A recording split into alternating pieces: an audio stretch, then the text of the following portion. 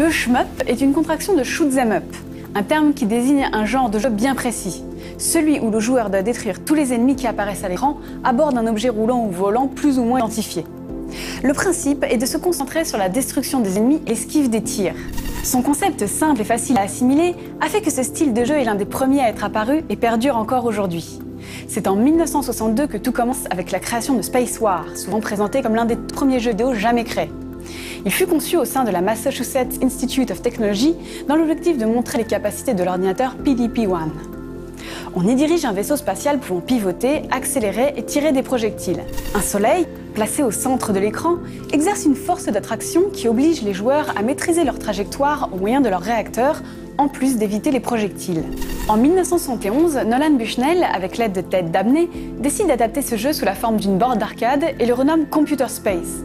Mais le jeu ne remporte pas un grand succès, principalement à cause de sa difficulté mal gérée. Cependant, Nolan Bushnell réussira à imposer le jeu vidéo au grand public un an plus tard avec Pong.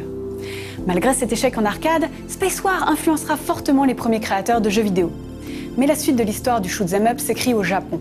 En 1978, Space Invaders de Taito remporte un succès phénoménal au Japon, puis dans le monde. À cette époque, les salles de jeux vidéo au Japon s'appelaient Invader House, car elles ne contenaient plus que des bornes Space Invaders. Space Invaders sera rapidement imité. Ainsi, une année plus tard, le jeu Galaxian de Namco introduira des schémas d'ennemis plus complexes et des graphismes plus riches, tandis qu'aux USA, en 1980, le jeu Defender inaugure le scrolling, des éléments qui s'ajouteront à la caractérisation du shmup. En 1983, c'est Xevious qui sera une nouvelle révolution, car il proposera pour la première fois de véritables décors et non plus un fond étoilé. Les années 80 sont souvent considérées comme l'âge d'or du genre. C'est l'époque où quasiment tout a été inventé.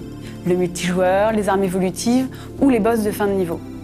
Des jeux comme Gradius et R-Type font également partie des jalons qui ont marqué ces années.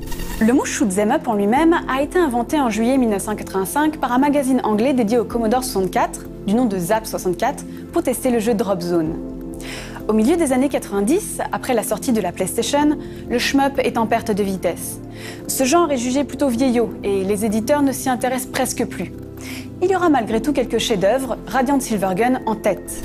Le studio Cave, quant à lui, rassemble les amoureux du shoot 'em up avec un genre dans le genre, le shmup de type Manic Shooter ou Danmaku en japonais, caractérisé par un nombre de projectiles gigantesques à éviter et un masque de collision minuscule du vaisseau à diriger. Alors qu'il était autrefois le genre roi, le shmup est aujourd'hui un marché de niche qui, vu la direction que prend le jeu vidéo, a bien peu de chances de revenir sur le devant de la scène.